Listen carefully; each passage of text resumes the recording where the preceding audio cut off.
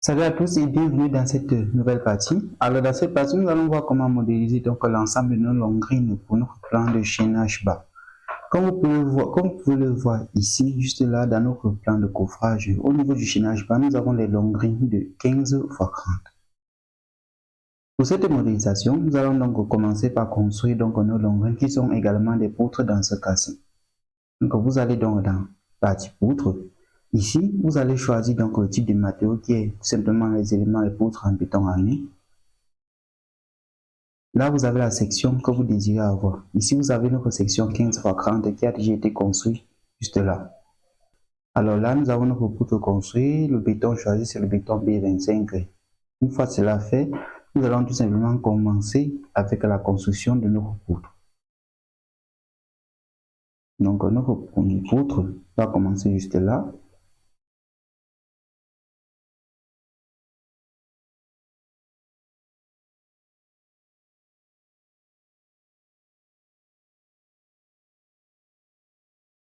Donc là, nous avons notre premier poutre.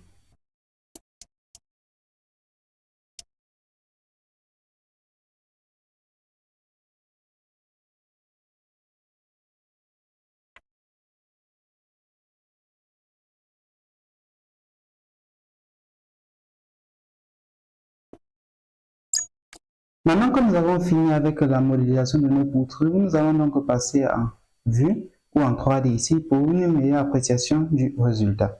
Alors voici ce que nous obtenons donc en 3D.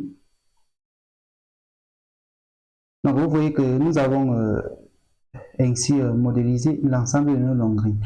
Je tiens à préciser ici que les sections des éléments que nous avons utilisés dans ce cas-ci vont bien entendu ici dépendre donc du prédimensionnement que nous avons eu à faire.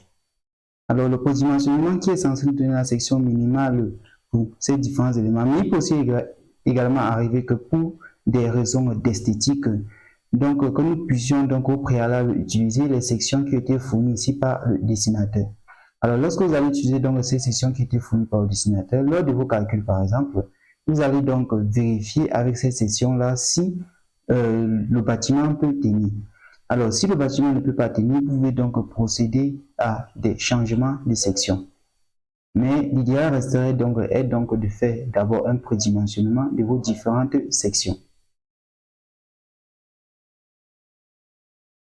Pour vérifier si l'ensemble de vos poutres ont été modélisés ici, là vous voyez que vous avez juste en dessous vos plans de coffrage que vous avez importé au préalable. Et juste en dessus, au-dessus de cela, vous avez donc ces différentes longrines qui ont été dessinées juste au-dessus de vos différentes longrines présentes sur le spectre de vos plans de coffrage. Donc là, nous allons retourner à nouveau dans vue, en projection. Alors en projection, vous avez vu ici, nous avons donc les noms de nos différentes poutres que nous avons, de nos différentes longrines que nous avons eu à construire là. Il s'agit ici des B, donc B pour BIM par exemple, comme poutre en anglais. Donc là, nous avons les B 15 x 30, comme présenté sur notre plan de chaînage bas. Alors, il existe donc un élément également très intéressant ici.